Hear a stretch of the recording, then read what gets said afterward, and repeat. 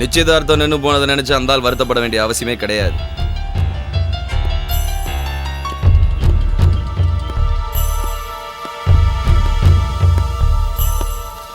Good morning sir.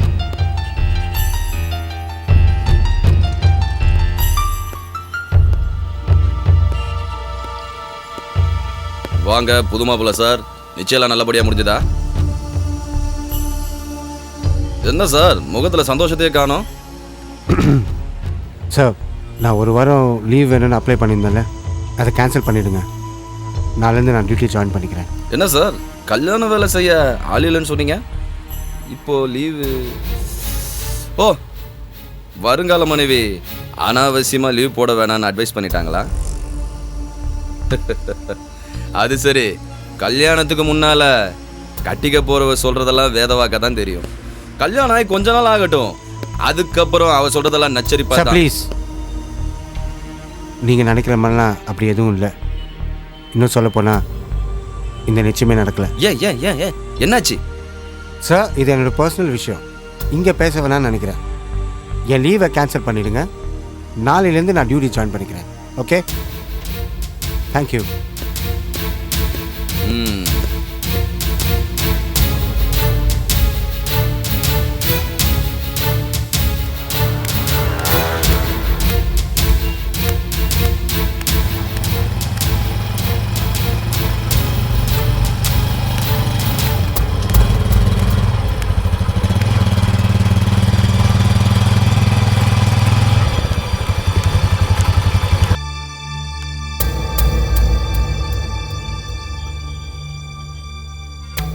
என்ன sir, என்ன நேருக்கு நேர் பார்த்து பேசுற துணிச்சல் உங்களுக்கு இல்லையா?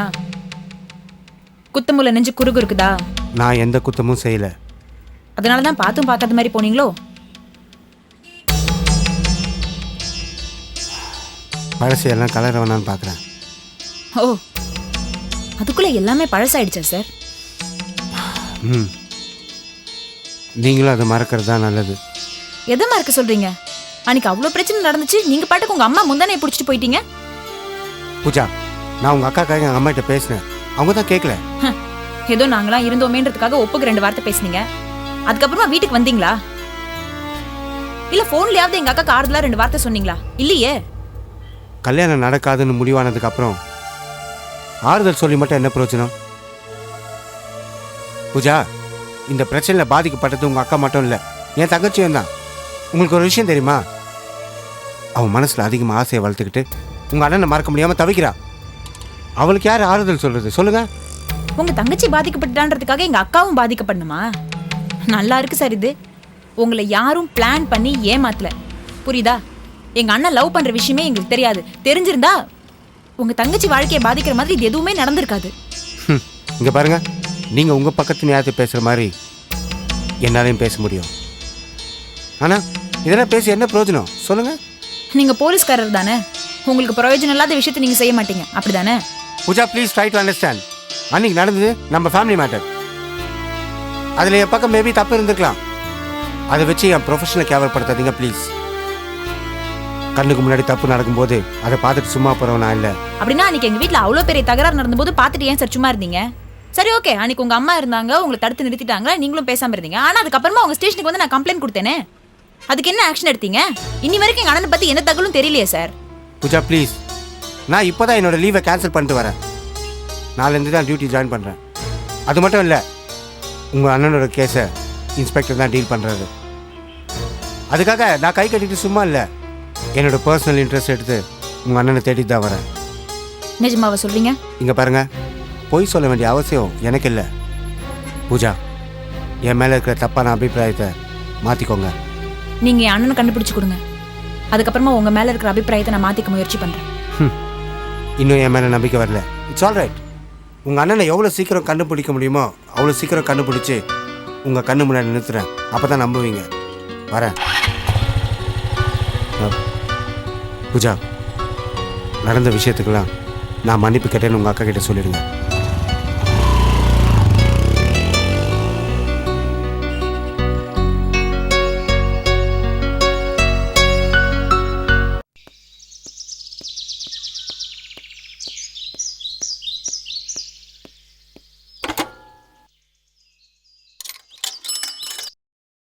என்னம்மா ஆச்சா இல்லையா? முடிஞ்சிடுச்சுப்பா. எவ்வளவு நேரம்மா?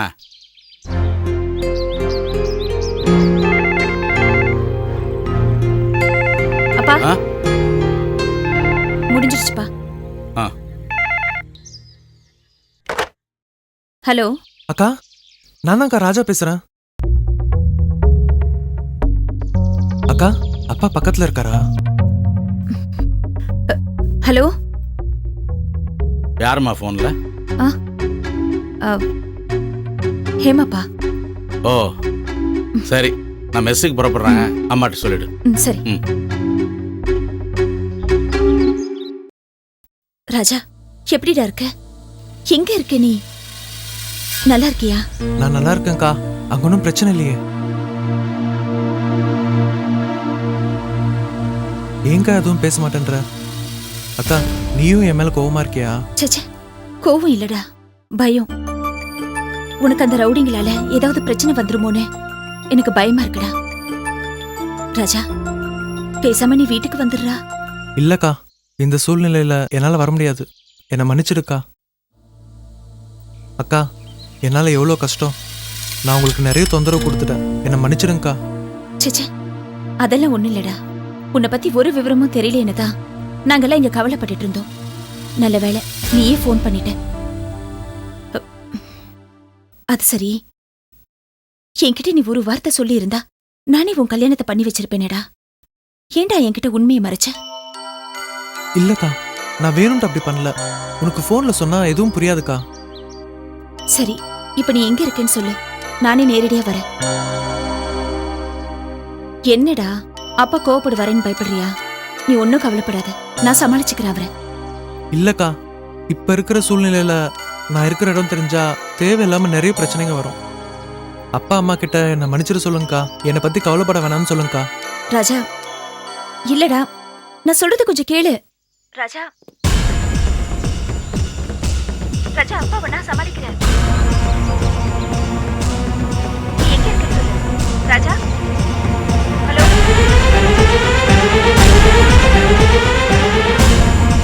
ராஜா, நீ ஒன்றும் பயப்படாத ராஜா. ராஜா. அக்கா, இந்த சூழ்நிலை சரியில்லை. நான் அப்புறமா பேசுறேன். போனை வச்சிடறேன்க்கா. ராஜா, ராஜா.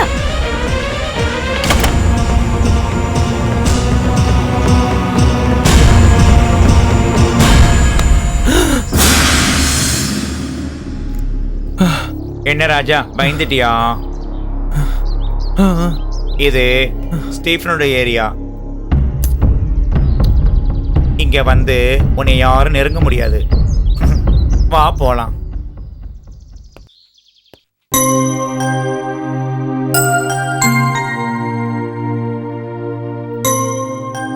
இந்தம்மா காஃபி. ஏமா ஒரு மாதிரியா இருக்க? ஃபோன் வந்துச்சு. யார் போன்ல? ராஜாமா. ராஜாவா? எப்படி இருக்கானா? எங்க இருக்கேன்னு சொன்னானா? நல்லா இருக்கானா, ஆனா இருக்கிற இடத்த மட்டும் சொல்ல மாட்டேங்கிறான். கடவுளே, என் பிள்ளைக்கு அந்த ரவுடிங்களால எந்த ஆபத்து வராம நீதான்ப்பா பாத்துக்கணும்.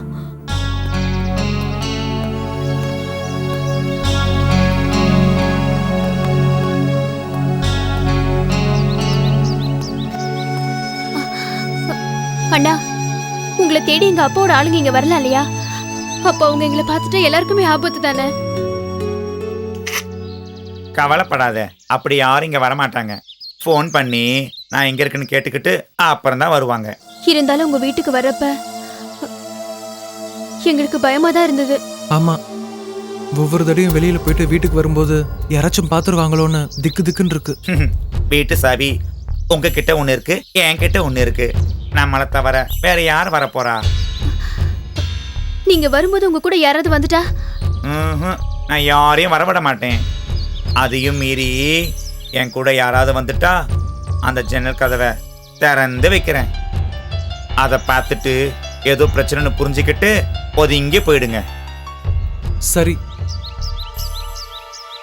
ஆனா இன்னும் எத்தனை நாளைக்கு தான் இப்படி ஓடி ஒளிஞ்சு வாழ்றது? கவலைப்படாதீங்க, அதுக்கும் ஒரு ஏற்பாடு பண்ணியிருக்கேன். இப்போ பத்மாவுடைய அப்பா ஆளுங்க உங்க 2 பேரையும் மும்முரமா தேடிட்டு இருக்காங்க. அவங்களுடைய வேகம் கொஞ்சம் குறையட்டும். அது வரைக்கும் 2 பேரும் பொறுமையா இருங்க. சீக்கிரமா எங்க கல்யாணம் நடக்கணும்னு. நீ ரொம்ப அவசரப்படுறமா. உன் அவசரத்தால தான் இந்த பிரச்சனையே வந்தது. என்கிட்ட சொல்லி ஐடியா கேட்டிருந்தீங்கன்னா சுமூகமாக முடிச்சிருப்பேன். பிரச்சனை அதுக்கப்புறம் என்கிட்ட வந்திருக்கீங்க. மற்றவங்க கண்ணில் பட்டிருந்தா 2 பேரும் என்ன இருப்பீங்க தெரியுமா? கடவுள் புண்ணியத்தில் என் கண்ணில் பட்டனால தப்பிச்சிங்க. சரி, நடந்து போச்சு. இனிமேலாவது நான் சொல்கிறபடி கேளுங்க. அனாவசியமாக வெளியே சுத்தாதீங்க, வீட்டுக்குள்ளேயே இருங்க. 2 பேர் வெளியே போயிட்டு திரும்ப இங்கே வரும்போது ஜன்னலை பார்த்துட்டு கவனமாக வாங்க. ஜன்னல் திறந்திருந்தா உள்ள வரக்கூடாது, புரியுதா?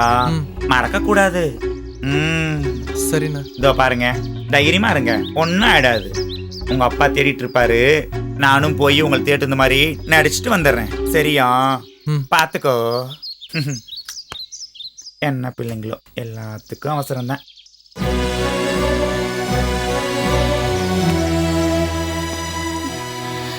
பயமா இருக்கு ராஜா, நம்ம எங்க மாட்டிக்குவோன்னு. வா உள்ள போயிடலாம்.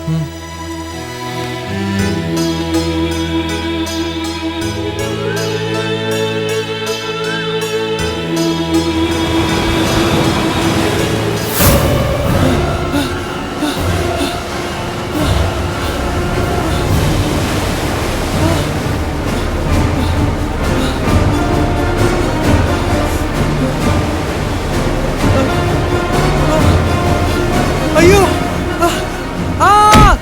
அம்மா! ராஜா, ராஜா, அம்மா, என் புள்ள, என் புள்ள. அம்மா, ஐயோ, என் புள்ளைய ஒண்ணு பண்ணிடாதீங்க. என் புள்ளைய ஒண்ணு பண்ணிடாதீங்க. ஐயோ, அவனை விட்டுடுங்க. அவனை விட்டுடுங்க. என் புள்ள. ஐயோ, என் புள்ளைய ஒண்ணு பண்ணிடாதீங்க. அம்மா இத பாருமா. என்னம்மா, என்னாச்சு உனக்கு? சாந்தி, ராஜாவுக்கு ஏதோ ஆபத்துமா. அவன் யாரோ கொலை பண்ண முயற்சி பண்றாங்க. எனக்கு ரொம்ப பயமா இருக்கு சாந்தி. என் பிள்ளைக்கு ஏதாவது ஆயிடுமோன்னு பயமா இருக்குமா. அம்மா, தம்பிக்கு ஒண்ணு ஆகாதுமா. நீ அவனே நினைச்சிட்டு இருக்கிறதுனால தான் உனக்கு இந்த மாதிரி எல்லாம் கனவு வருது. நீ முதல்ல தண்ணி குடி. இல்ல சாந்தி, ராஜா தனியா இருப்பான். அவன் கூட யாருமே இல்ல. அந்த ரவுடிங்க ரொம்ப மோசமானவனுங்க. என் பிள்ளைய நான் உடனே பாக்கணும். அம்மா, நான் தான் சொல்றேன்லம்மா, தயவு செஞ்சு கேளுமா, அவனுக்கு ஒண்ணு ஆகாது. நான் ஒரு தடவை ராஜாவை பாக்கணுமா. தயவு செஞ்சு அவன் எங்க இருக்கான்னு கண்டுபிடிச்சு சொல்லுமா. ஐயோ அம்மா, ராஜா சீக்கிரம் வந்துருவான். எனக்கு என்னமோ பயமா இருக்குமா. நீ முதல்ல தண்ணி குடி.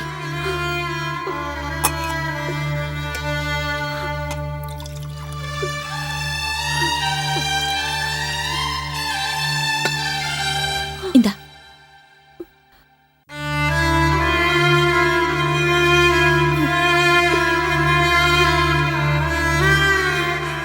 கடவுளே, என் பிள்ளைக்கு எதுவும் ஆகாம நீதான்ப்பா காப்பாத்தணும். அம்மா, ராஜாக்கு ஒண்ணு ஆகாதுமா, நான் தான் சொல்றேன்ல. நீ படுத்துக்கோமா.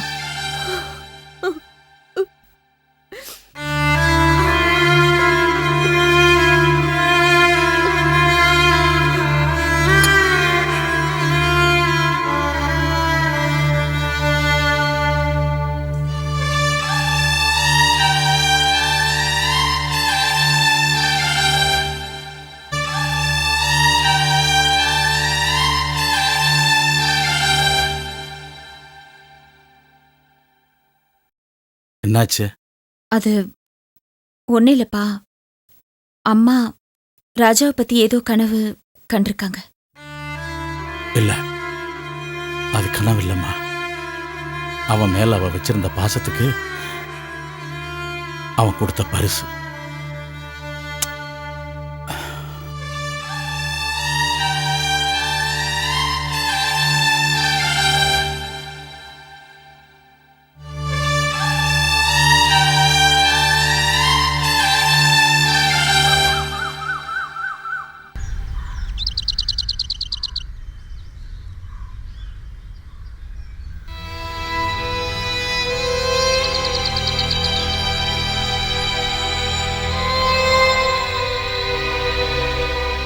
உங்க தம்பியை பத்தி ஏதாவது தகவல் கிடைச்சதா?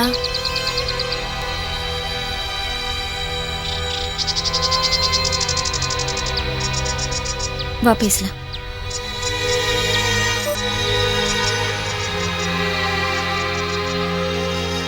நான் மனசுக்குள்ள எவ்வளவு ஆசையோட இருந்தேன் தெரியுமா? எப்போ உங்க தம்பி போட்டோவை பார்த்தனோ அப்பவே அவர் தான் என் புருஷன்னு கனவுல குடும்பம் நடத்தவே ஆரம்பிச்சிட்டேன். எல்லாத்தையும் நேற்று கலைச்சிட்டு போயிட்டாரு. ஏற்கனவே அவர் ஒரு பொண்ணை காதலிச்சிருந்தா எதுக்காக இந்த கல்யாணத்துக்கு தலையாட்டணும்? நிச்சயம் வரைக்கும் வந்து ஏன் என் மனசு கலைக்கணும்? இப்ப எல்லாத்தையும் இழந்த மாதிரி இருக்கு. வாழ்றதா சாகிறதான்னு கூட தெரியலங்க. நடந்ததெல்லாம் போய் உனக்கும் ராஜாக்கும் தான் கல்யாணம் நடக்க போகுதுன்னு ஒரு மனசு சொல்லுது. இன்னொரு மனசு நடந்ததெல்லாம் நிஜம், நீ உன் வாழ்க்கை தொலைச்சிட்ட, செத்து போன்னு சொல்லுது. இது ரெண்டுத்துக்கு நடுவில் மாட்டிக்கிட்டு என்ன முடிவு எடுக்கிறதுன்னு தெரியல. திவ்யா, உன் வேதனை எனக்கு புரியுது. அதுக்குன்னு பைத்தியக்காரத்தனமா எந்த முடிவும் எடுத்துறாத. உனக்கு வேற ஒரு நல்ல வாழ்க்கை அமையும். ஆறுதல் சொல்றது ரொம்ப சுலபம், அந்த வேதனையை அனுபவிச்சு பார்த்தாதான் தெரியும். நீயும் நானும் ஒரே நிலைமையில தான் இருக்கோங்கிறத மறந்துட்டு நீ பேசுற.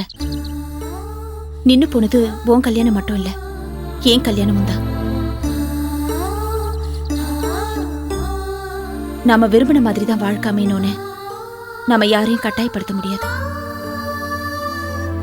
விரும்பின மாதிரியே வாழ்க்கை அமைஞ்சிட்டா சந்தோஷம். அப்படி அமையலனா வாழ்க்கையை முடிச்சுக்கிறது பைத்தியக்காரத்தனம். மனசை ஒருத்தர்கிட்ட பறி கொடுத்துட்டு அவர் இல்லைன்னு வரும்போது கஷ்டமா தான் இருக்கும். ஆனா எல்லாம் கொஞ்ச நாளைக்கு தான், அப்புறம் எல்லாம் சரியா போயிடும். உன் குணத்துக்கும் அழகுக்கும் என் தம்பியை விட நல்ல மாப்பிள்ளை கிடைப்பான். பொண்ணை கல்யாணம் பண்ணிக்க என் தம்பிக்கு தான் கொடுத்து வைக்கல. ஏன் கண் கலங்குற? தைரியமா இரு. உன் மனசுல இருக்கிற பாரத்தை எல்லாம் கடவுள்கிட்ட சொல்லிட்டல்ல, எல்லாத்தையும் அவர் பார்த்துப்பாரு.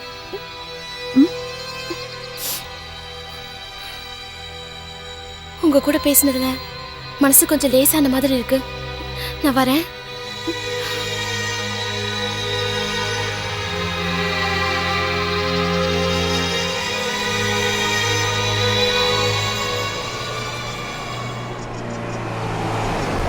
சாந்தி, சாந்தி. சார், நீங்க இங்க? என்னம்மா, நான் கூப்பிட்டுட்டே இருக்கேன், நீ போய்கிட்டே இருக்க. சாரி சார், ஏதோ ஞாபகத்துல நீங்க கூப்பிட்டதை கூட நான் கவனிக்கல. கல்யாணம் நினைப்புல போறியா? நிச்சயமெல்லாம் நல்லபடியா முடிஞ்சுதா? இல்ல சார். ஏம்மா, நிச்சயதார்த்தத்தை தள்ளி வச்சிட்டாங்களா? இல்ல சார், கல்யாணமே நின்னு போச்சு. கல்யாணமே நின்னு போச்சா? என்னம்மா சொல்ற? ஏதாவது டௌரி பிரச்சனையா? அப்படி ஏதாவது இருந்தா சொல்லுமா, நான் ஹெல்ப் பண்றேன். அந்த மாதிரியெல்லாம் எந்த பிரச்சனையும் இல்ல சார். அப்புறம் அது ஒரு பெரிய கதை. என்கிட்ட சொல்லலான்னு தோணிச்சுன்னா சொல்லு, இல்லைன்னா வேண்டாம். என் துக்கத்தை உங்க தோள்ல சுமத்த வேணாமேன்னு பார்த்தேன். இந்த சம்பந்தமே பொண்ணு கொடுத்து பொண்ணு எடுக்க நாங்க சம்மதிச்சதுனாலதான் வந்தது. அந்த பொண்ணுக்கு செவ்வாய் தோஷம், என் தம்பிக்கும் செவ்வாய் தோஷம். இவங்க கல்யாணம் நடந்தாதான் எங்க கல்யாணம் நடக்கும்னு மாப்பிள்ளை வீட்டுல சொல்லிட்டாங்க. நாங்களும் சம்மதிச்சிட்டோம். அப்புறம் என்ன? என் தம்பி வேற ஒரு பொண்ணை காதலிச்சிருக்கான். அது தெரியாம இவங்க கிட்ட எங்க அப்பா வாக்கு கொடுத்திருக்காரு.